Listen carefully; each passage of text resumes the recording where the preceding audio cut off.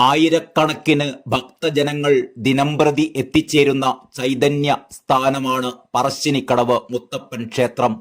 പാവപ്പെട്ടവരുടെ ദൈവമെന്ന് പ്രശസ്തി നേടിയ ക്ഷേത്രത്തിൽ ആര് എപ്പോൾ ചെന്നാലും ഭക്ഷിക്കാനായി ഊണോ ചായയും പയങ്കുറ്റി നേദിച്ച പ്രസാദമായ മമ്പയറും തേങ്ങാപ്പൂളുമോ കൊടുക്കും.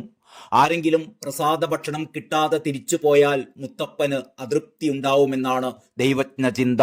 പണ്ടുകാലങ്ങളിൽ മുഴുപ്പട്ടിണിയിലായിരുന്ന താഴ്ന്ന ജാതിക്കാർക്ക് ഒരു നേരത്തെ അന്നം കിട്ടുന്ന ക്ഷേത്രം എന്ന നിലയിലും പറശ്ശിനിക്കടവ് മുത്തപ്പൻ ക്ഷേത്രത്തിന്റെ കീർത്തി പരന്നിരുന്നു.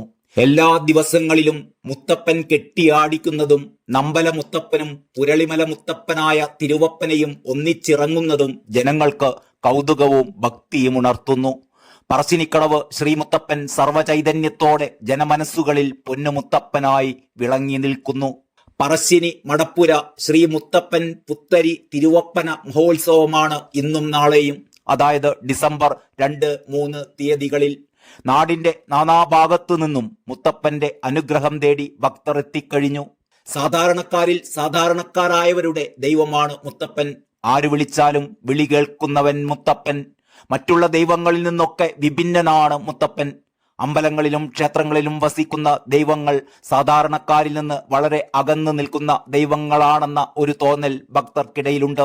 എന്നാൽ കാവുകളിലെ ദൈവങ്ങൾ അല്ലെങ്കിൽ തെയ്യങ്ങൾ അടുത്തു നിൽക്കുന്ന ദൈവങ്ങളാണ് എങ്കിലും ഭക്തർ ഭയപ്പാടോടെ അകലങ്ങളിൽ നിൽക്കുകയാണ് സാധാരണ പതിവ്. പക്ഷേ മടപ്പുരകളിലെ മുത്തപ്പൻ വളരെ അടുപ്പത്തിൽ ഭക്തരുമായി സംവദിക്കുന്ന രീതിയിലാണ് കാണാറുള്ളത്. മുത്തപ്പൻ നേരിട്ട് കാര്യങ്ങളൊക്കെ ചോദിച്ച് മനസ്സിലാക്കി ഭക്തർക്ക് അനുഗ്രഹം ചൊരിയുന്നു.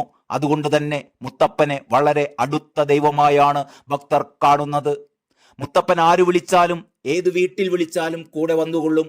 മുത്തപ്പന് ഭക്തരിൽ വകഭേദങ്ങളില്ല. മുത്തപ്പൻ ഭക്തരുടെ എല്ലാ തെറ്റുകളും പുറത്തുകൊള്ളും. മുത്തപ്പൻ എന്നും ഭക്തർക്ക് സാന്ത്വനമാണ്. മുത്തപ്പന്റെ ദൈവീക രൂപങ്ങളാണ് തിരുവപ്പനയും വെള്ളാട്ടവും. മഹാവിഷ്ണുവിന്റെ അവതാരമാണ് തിരുവപ്പന. സംഹാരമൂർത്തിയായ പരമശിവന്റെ ഭൂതഗണത്തിൽപ്പെട്ട ഒരാളാണ് വെള്ളാട്ടം. മുത്തപ്പൻ തെയ്യക്കോലത്തിൽ മത്സ്യരൂപത്തിലുള്ള കിരീടം വെക്കുന്നത് മഹാവിഷ്ണുവും ചന്ദ്രക്കലയുള്ള കിരീടം വെക്കുന്നത് പരമശിവനുമായാണ് സങ്കല്പം.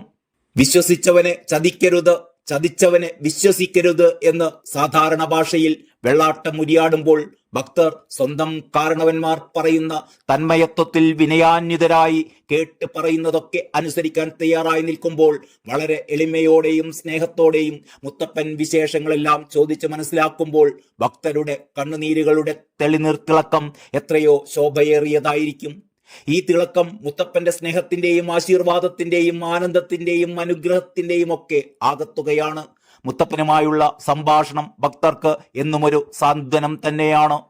മുത്തപ്പൻ കുലദേവതാ സങ്കല്പത്തിലുള്ള ഒരു ദൈവമാണ്. കുലദേവത എന്നാൽ കുടുംബത്തിന് പ്രത്യേകം അനുഗ്രഹം സിദ്ധിച്ച ദേവത എന്നതിനാലും കുടുംബപരമായ ആചാരത്തെയും അനുഷ്ഠാനത്തെയും അടിസ്ഥാനമാക്കി തിരഞ്ഞെടുക്കപ്പെട്ട ദൈവമായും കണക്കാക്കപ്പെടുന്നുണ്ട്.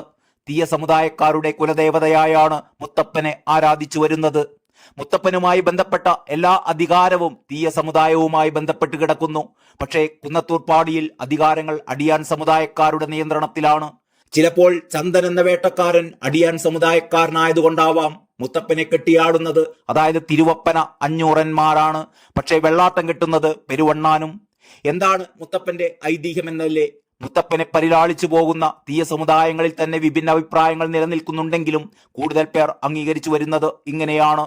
മൂത്തേടത്തര മനയിലെ പാടിക്കുറ്റിയമ്മ വിവാഹിതയായി വർഷങ്ങൾ കഴിഞ്ഞിട്ടും ഒരു കുഞ്ഞിക്കാല് കാണുവാനുള്ള ഭാഗ്യം പാടിക്കുറ്റിയമ്മക്കുണ്ടായില്ല. വർഷങ്ങൾ കഴിഞ്ഞിട്ടും കുട്ടികളില്ലാത്ത വേദനയിലും സങ്കടത്തിലും കഴിയുന്ന പാടിക്കുറ്റിയമ്മ ഒരു ദിവസം പതിവ് പോലെ വേലക്കാരിയുമായി കടവിൽ കുളിക്കാനിറങ്ങിയതായിരുന്നു. കുളിക്കടവിൽ മുങ്ങി കുളിച്ചുകൊണ്ടിരിക്കുന്ന പാടിക്കുറ്റിയമ്മ പെട്ടെന്നൊരു കുഞ്ഞിന്റെ കരച്ചിൽ കേട്ടു. വീണ്ടും മുങ്ങി നിവർന്നപ്പോൾ അതാ ഒരു പാറക്ക് മുകളിൽ ഒരു കുട്ടി കിടന്ന് കരയുന്നു. പാടിക്കുറ്റിയമ്മ ആ കുട്ടിയെ എടുത്ത് മനയിലേക്ക് കൊണ്ടുവരികയും വളർത്തുകയും ചെയ്തു. മഹാവികൃതിക്കാരനായിരുന്നു കുട്ടി. എന്നിരുന്നാലും വേദങ്ങളും ഇതിഹാസങ്ങളും പഠിച്ച് മിടുക്കനാകുന്നതിനോടൊപ്പം കാട്ടിൽ പോയി മൃഗങ്ങളെ വേട്ടയാടി പിടിക്കുകയും അതിനെ ഭക്ഷിക്കുകയും ഒക്കെ ചെയ്തു വന്നു. ഇതിന്റെ കൂടെ മദ്യസേവയും തുടങ്ങി. വീട്ടുകാർ ഇത്തരം കാര്യങ്ങൾ വെറുക്കുവാൻ തുടങ്ങിയപ്പോൾ തന്റെ നായാട്ടു സുഹൃത്തുക്കളായ ഒരു കൂട്ടം നായകളുമായി നാട്ടിൽ നിന്നിറങ്ങി കുന്നത്തൂർപ്പാടിയിൽ എത്തിച്ചേരുകയുണ്ടായി. അവിടെയും തന്റെ തനത് ശൈലി മുത്തപ്പൻ തുടരുകയും ചന്ദൻ എന്നൊരു നായാട്ടുകാരന്റെ കള്ളു മോഷ്ടിച്ചു കുടിക്കുകയും ചെയ്തു. ചന്ദന്റെ ദേഷ്യം അമ്പായി മുത്തപ്പന്റെ ശരീരത്തിൽ വരുന്നുണ്ടെന്നറിഞ്ഞ മുത്തപ്പൻ ചന്ദനെ രൂക്ഷമായൊരു നോട്ടത്തിലൂടെ ഒരു കല്ലായി മാറ്റിക്കളഞ്ഞു. ഏറെ വൈകിട്ടും ചന്ദനെ കാണാതെ ഭാര്യ ചന്ദനെ തേടി കാട്ടിലെത്തുകയും അവിടെ പനമുകളിൽ ഒരു ദിവ്യ തേജസ്സിനെ കാണുകയുമുണ്ടായി. പേടിച്ച ചന്ദന്റെ ഭാര്യ എന്റെ മുത്തപ്പ എന്ന് നിലവിളിക്കുകയും അനുഗ്രഹം തേടുകയും ഭർത്താവിനെ അന്വേഷിച്ച് നടക്കുകയും ചെയ്തു. ചന്ദന്റെ ഭാര്യ മുത്തപ്പനോടുള്ള ഭക്തിയിൽ ആകൃഷ്ടനാവുകയും ഭാര്യയുടെ സങ്കടത്തെ മാനിച്ച് ചന്ദന് മുത്തപ്പൻ ജീവൻ തിരിച്ചു നൽകുകയും ഉണ്ടായത്രേ. പിന്നീടുള്ള ദിവസങ്ങളിൽ ചന്ദൻ പുഴുങ്ങിയ ധാന്യവും തേങ്ങാപ്പൂളും ചുട്ട മീനുമൊക്കെ നൈവേദ്യമായി നൽകി മുത്തപ്പനെ എന്നും സൽക്കരിക്കാൻ തുടങ്ങി. ചന്ദന്റെ ഭാര്യയുടെ ആഗ്രഹ സഫലീകരണത്തിനായി മുത്തപ്പൻ കുന്നത്തൂർ പാടിയിൽ താമസമാക്കുകയായിരുന്നു. പിന്നീട് മുത്തപ്പൻ പറശ്ശിനിക്കടവിലേക്കും പോയി എന്നതാണ് ഐതിഹ്യങ്ങളിലൊന്ന്. ഇന്ന് 1 മാസം കുന്നത്തൂർ പാടിയിലും ബാക്കി 11 മാസവും പറശ്ശിനിക്കടവിലുമാണ് മുത്തപ്പൻ എന്നാണ് വിശ്വാസം. ഐതിഹ്യങ്ങൾ എഴുതുന്നവരുടെ വിശ്വാസ പ്രമാണങ്ങൾക്കും ജീവിത രീതികൾക്കും കാലഘട്ടത്തിനുമൊക്കെ അവരുടെ മാനസിക നിലവാരത്തിനുമൊക്കെ അനുസരിച്ച് ആയിരിക്കും ഐതിഹ്യങ്ങളുടെ ഘടന മാറി മാറി വരാം. അതുകൊണ്ട് ഐതിഹ്യങ്ങൾ തർക്കമാക്കുന്നത് ആർക്കും ഭൂഷണമല്ല, വിശ്വാസമാണ് എല്ലാം എന്ന ഒറ്റ തത്വചിന്തയിൽ ഒതുക്കാം നമുക്ക് ഇത്തരം ഐതിഹ്യങ്ങളെ. KC ശശീന്ദ്രൻ ചാല, രാജൻ അഴീക്കോടൻ എന്നിവരുടെ അനുഭവ കുറിപ്പുകളിൽ നിന്ന് തയ്യാറാക്കിയ വിവരണമാണിത്. എല്ലാവർക്കും നന്ദി, നമസ്കാരം.